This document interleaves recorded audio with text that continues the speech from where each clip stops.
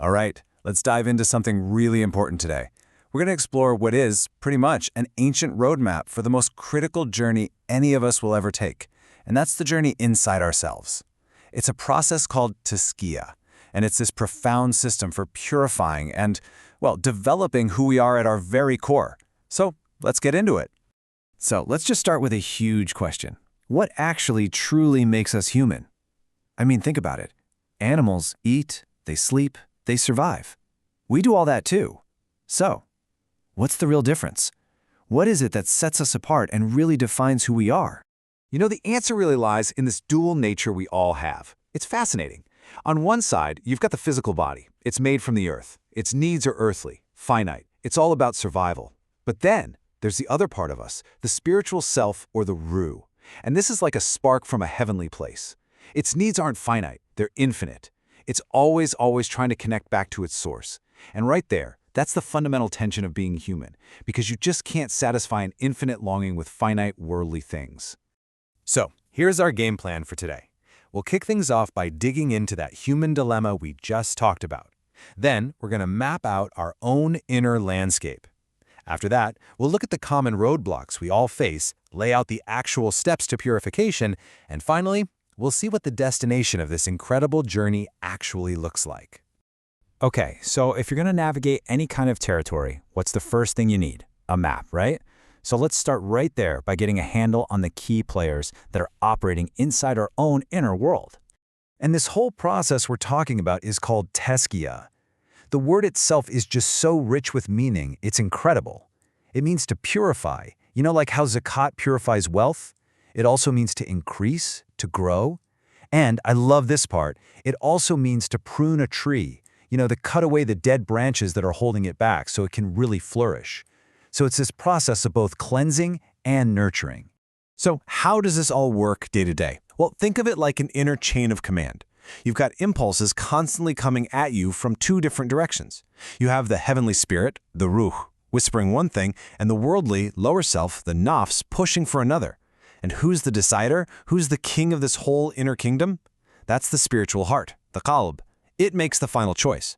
And once the heart decides, well, the limbs, our body, they just carry out the command. Simple as that. Okay, so this brings us to that lower self, the nafs, which is where all those worldly impulses come from. But it's not just one thing. It actually has levels. There's a basic sort of cattle-like level that's just focused on eating, sleeping, basic survival stuff. Then you've got a predatory level, which is all about the desire to dominate and crush the competition. And then there's a satanic level, which is built on things like deception and arrogance. The whole journey of Tazkiyah is about learning to manage, tame, and transform these very impulses. So, what happens when we just keep giving in to those negative impulses from the nafs? Well, that's when we start hitting major roadblocks on our path. These are what are known as the diseases of the heart. And maybe the most toxic, the most dangerous spiritual disease of them all is arrogance. That feeling deep down that I am better than other people. And just to show you how serious this is, listen to this powerful saying.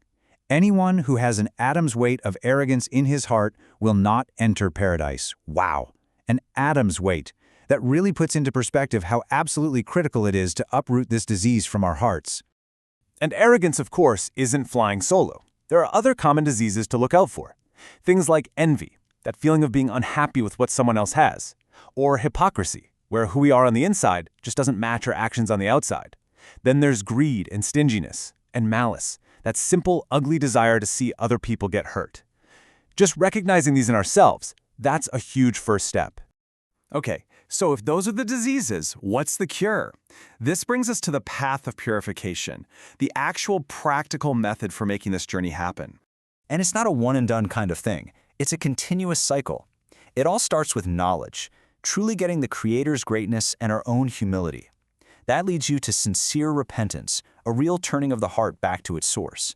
From there, you have to struggle, that daily grind of guarding what you see, hear, and say. And that's all powered by constant remembrance, which acts like a cleansing agent, keeping God in your mind. And finally, you have daily accountability, where you take stock of your actions. That gives you more knowledge about yourself, and boom, the cycle starts all over again. So where is all this hard work taking us? What's the final destination? It's all about reaching a state of a purified self. and reaping the incredible fruits that come along with it. This slide illustrates the difference perfectly. A clouded heart? It's like a turbulent, muddy lake, just churning with anxiety, stress, and it gives you a totally distorted view of reality.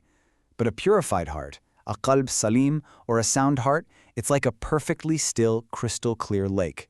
It's in a state of tranquility, contentment, and peace, and it reflects reality exactly as it is. And what's so important to remember is that this inner purification doesn't just stay locked inside. It naturally blossoms outward. The ultimate fruit of this whole journey is developing a beautiful character. You see it in a person's patience, their kindness, their honesty.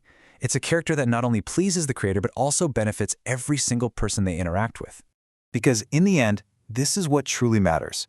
The Quran reminds us that on the final day, our money, our status, our family, none of that is going to be what counts.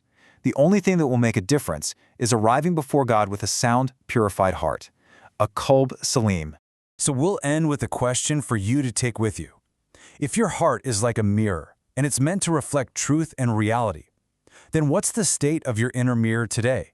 Is it clouded, dusty, showing a distorted image? Or is it clear, polished, and ready to reflect the light?